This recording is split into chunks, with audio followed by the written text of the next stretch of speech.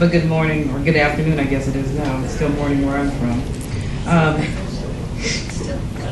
Okay, good.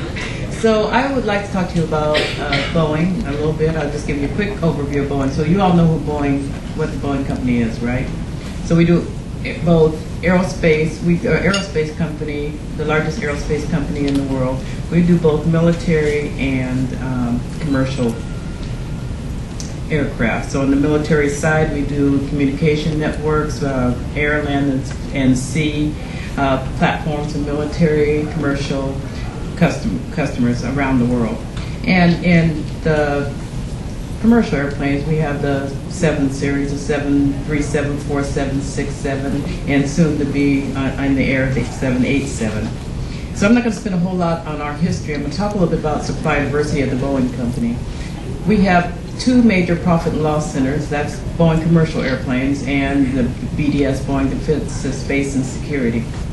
Those two, there's also with that the shared services group. The shared services group is what our infrastructure. They support both of those profit and loss centers. So all of the IT, computing, facilities, anything that it takes to run the organization, kind of the nuts and bolts of the infrastructure, come from shared services. And I'm going to assume that most of you in this room would have a shared services type of focus.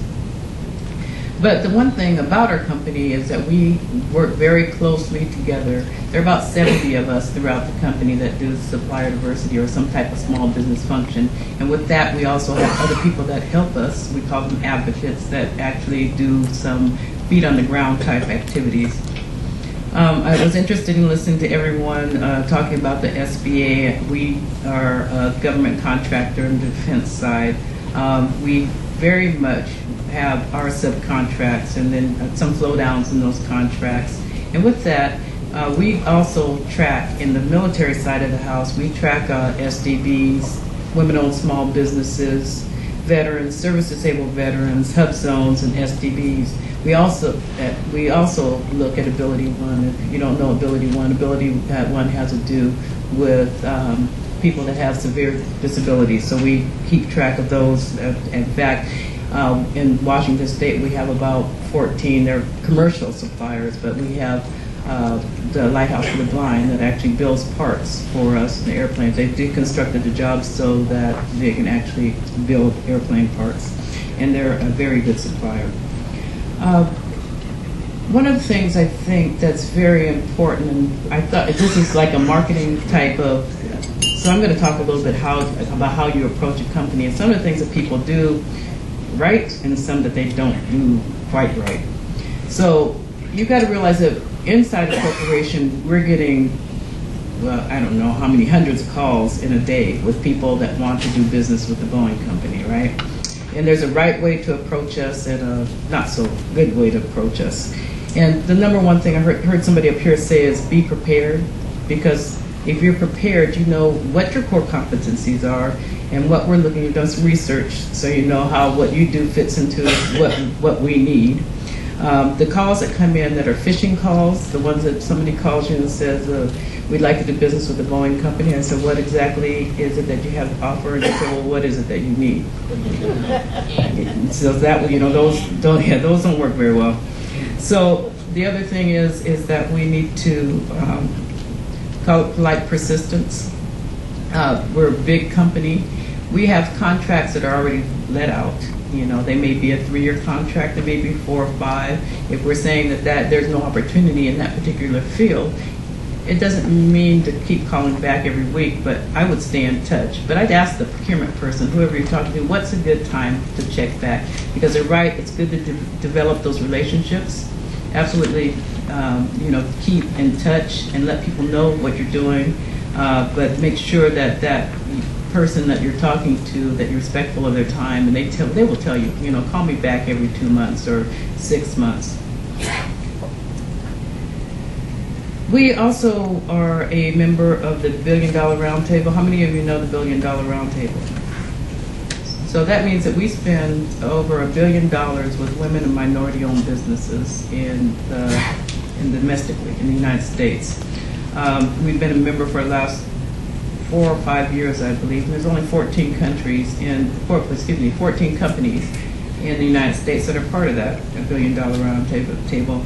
And we continually are striving to make sure that we stay in that. We have a lot of focus on minority and women-owned businesses.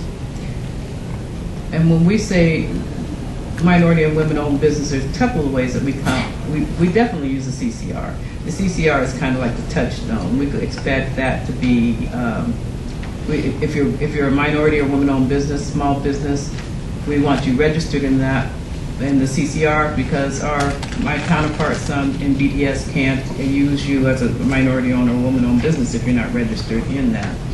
We look at small business across the board. In the commercial arena, though, we also accept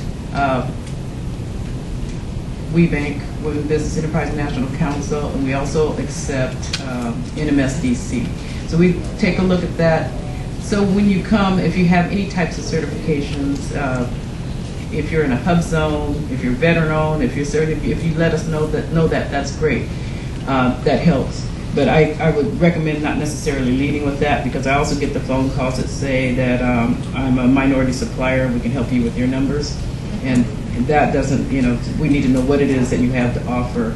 I think that's a secondary piece. We're going to look at you. The supplier diversity people are going to look at small business. They're going to look at minority owned. They're going to look at women owned. They're going to look at the whole host of people that we track. We're going to give an extra look.